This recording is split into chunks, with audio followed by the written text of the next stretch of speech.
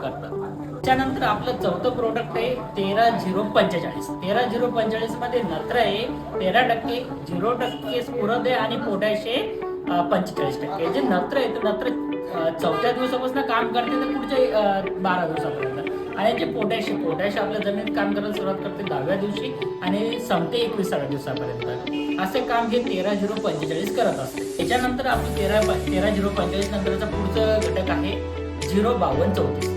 0-52-34 मध्ये नत्र 0% आहे, स्फुरद आहे 52 आणि पोटॅश 34%. जे 52% जे आपलं स्फुरद आहे हे कार्य करतं 7व्या दिवशी आणि जमिनीमध्ये असतं 13व्या दिवसापर्यंत. आणि जे पोटॅश आपल्याला रेग्युलर प्रमाणे 10व्या दिवशी काम करतात आणि पुढच्या 21व्या दिवसापर्यंत असतात. तसंच याच्यानंतरचा पुढचा जो घटक आहे आपला 0-0-50.